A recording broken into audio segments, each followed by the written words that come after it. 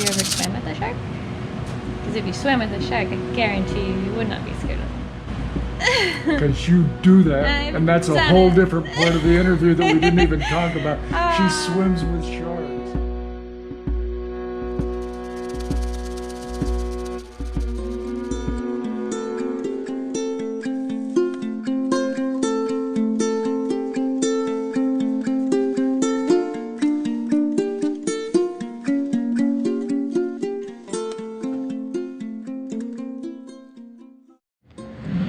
Okay, this is Amanda, and she's agreed to answer the 3 dream questions. Are you ready? Yes. Okay, the first question is your hopes and your dreams. I want to grasp all the creative ways that I can in this lifetime, as in sunrises are my favorite. So I want to capture sunrises and turn them into a book. So 365 days of sunrises. Oh, so you're taking pictures of it, yes. or are you painting? Oh. Pictures. Pictures, and I photographs. started it, yeah. And I made little mini books to test out the quality, but I have yet to get a real camera, so that is in the future, but that will be happening. That's beautiful. I love 365 sunrises. Yes. It's like the show. It's like the world. Mother Nature is putting on the best show of the day, and most people are in bed about it. It's true, because we usually sleep through sunrises. Yes. And we're awake at sunset. Yeah. And it's just the most magical time. I just want to capture that. The sunrises here, I'm looking out here over the bay. They're incredible. They're just legendary. Yeah. I've taken a picture every morning of myself with the sunrise. It's going to show us anything else. Yeah, I want to incorporate my healing gift, because I know I am a healer at heart. So I want to find the way to incorporate someone's alignment to fix their initial problem. Because yoga and massage alone are not enough. You have to fix the internal. So your bones need to stack correctly. And it's just a really interesting concept that's like breathing. Like people they don't think about it. So if you're just taught how to stand and how to breathe, maybe you'll have less problem. It's hard to explain, but you're not in charge of your body. You know, your brain is totally wired. There's the automatic stuff going to on. figure things out. And yeah, so if you just retrain your brain on how to stand and how to pull your muscles, and you'll be able to breathe better, and you'll have less issues. So we're talking about physical health. Physical. Yeah, and your internal might align with that. So your chakras line up. I've always wanted to be a massage therapist, and I graduated that in 2011. So then that has been a goal to just like help people, but I feel like massage really isn't enough.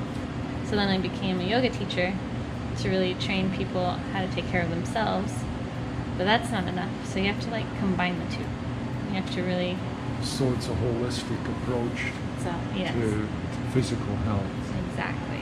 Everyone is like trying to be the best and trying to be the most flexible, when really you're just doing so much harm to your body and you don't really realize it. But your body isn't meant to be in downward dog for 5 minutes. Like, you're not meant to do headstands and all these things that you're putting pressure on. And so it's interesting if you just like back up and realign, and then you'll be stronger just by doing that. If you had a magic wand and could touch the world and say, I'd like to get rid of this, or I'd like to have this happen. So, do you have some kind of a vision for the planet, for people, or maybe just for your community? Or I would wish that everyone could just learn how to breathe. Breathing. Yeah, that would solve so much. If you could just learn how to breathe correctly, you'd be stronger, you'd be calmer, and you would go about life just like more consciously. And I think that would really fix a lot of things. It's the one thing that everybody can do. You have everything you need right there. So your wish for the world is that the people would just notice their breath and learn to breathe correctly? Is that what I'm hearing? Correct. It's so incredible if you could just breathe and just calm down and go slow. Do you remember your dreams when you were a little girl? Yes, I do. I wanted to dance.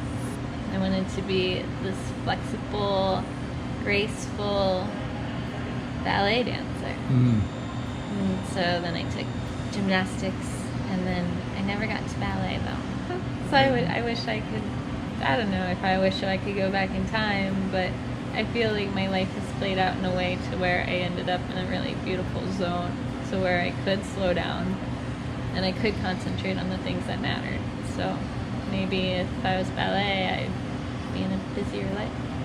So if you could talk to the 13-year-old Amanda, or if you could give advice to a group of 13, 15-year-old people, or people that are just starting out in life, something you would tell them?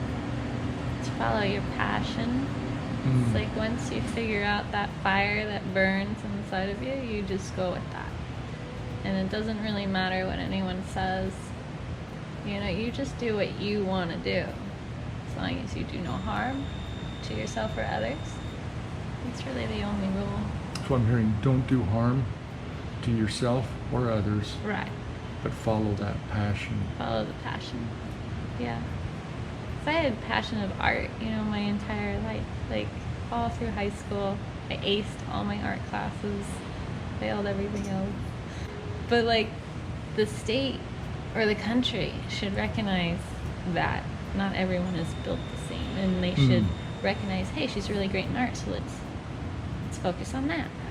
Well, Amanda, has anything else come up as we've talked?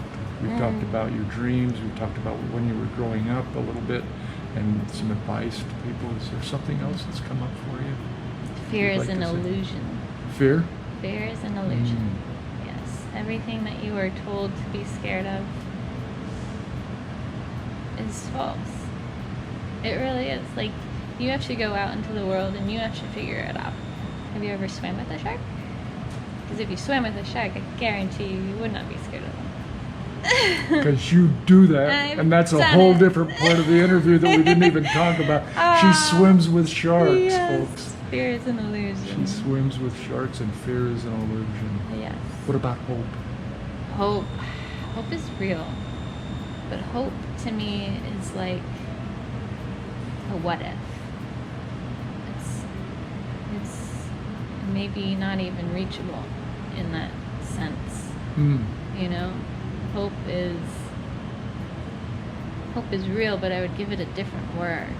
It's like wanting. It's like you're always hoping. It reminded me of this. Somebody says, don't talk about hope. Talk about what's going on right now. Right. Because you're sitting there living in that space of hope. Exactly. And you're missing what's going on right now. Yes. You just go do it.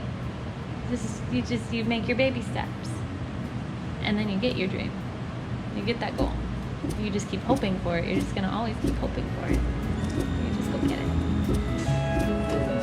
Anything else? I think that's all. Thank you so much, Amanda. You're so welcome. You're the best. Ah. Thank you. Yes.